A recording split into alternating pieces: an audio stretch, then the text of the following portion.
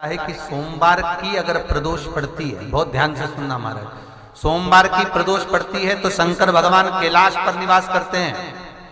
मंगलवार की प्रदोष पड़ती है तो शिव काशी में निवास करते हैं। बुधवार की प्रदोष पड़ती है तो शिव रजत भवन में निवास करते हैं। गुरुवार की प्रदोष पड़ती है तो शिव गंगा के स्थल पर निवास करते हैं।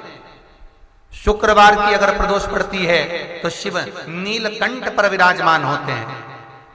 शनिवार की अगर प्रदोष पड़ती है तो शिव शमी के वृक्ष के नीचे रहते हैं। और रविवार की जब प्रदोष पड़ती है तो शिव बेलपत्र के पेड़ के नीचे निवास करते हैं। महाराज ये एकादशी शंकर से कह रही है कि आपका स्थान ये नहीं कि आप कैलाश पर मिले, उस वार को, उस तिथि के दिन, उस अनुकूल।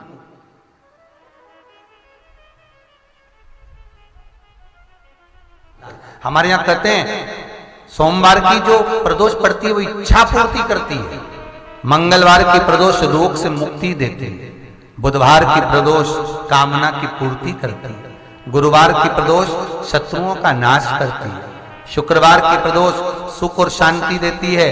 शनिवार की प्रदोष संतान का सुख देती है। और रविवार की प्रदोष जो काम दुनिया में कोई नहीं कर सकता वो अचूक फल की प्राप्ति रविवार की प्रदोष करा देती है। महाराज ऐसी प्रदोषों का नियम वर्णन किया चाहिए। भगवान कहते ठीक है तू थोड़ी देर खड़ी हो। एकादशी सम्मुख खड़ी हुई।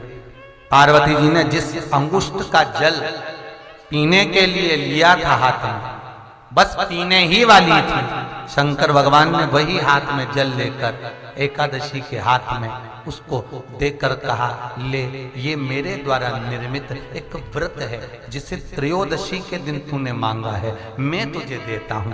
आज इस व्रत का फल मैं तुझे प्रदान करता हूं। अब तू जिस जीवात्मा को लेकर जाएगी उसका पाप प्रबल नहीं होगा। किसी स्त्री, पुरुष, बालक, बुजुर्ग जो भी होगा जिसने प्रदोष का व्रत करा होगा वो जीवात्मा को तू किसी फल की कामना से नहीं स्वतः ही लेकर चली जाए। उसमें कोई कामना नहीं है। बन सके जीवन में 11 प्रदोष या 26 प्रदोष करने के बाद आप उसका उद्यापन कर विराम भी दे सकते। पर जीवन में एक बार प्रदोष का व्रत मौका मिले, जिस कामना से जिस दिन का भाव आपके मन में आए कि मुझे रोग से मुक्ति पाना है तो ये प्रदोष मुझे करना है, मैं रोग मुक्ति के लिए, हम जो भी आपके मन में आ रहा है, संतान प्राप्ति के लिए शनिचरी प्रदोष, आप उसका स्मरण करें। फिर लिखा शिव महापुराण में, बड़ा सुंदर लिखा वेदव्यास जी ने, मान लो आप प्रदोष का व्रत नहीं कर सकते,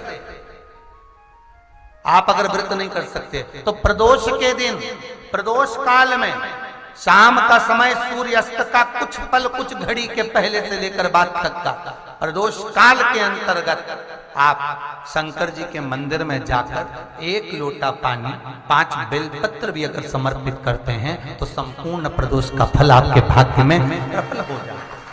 शिव महापुराण में इसका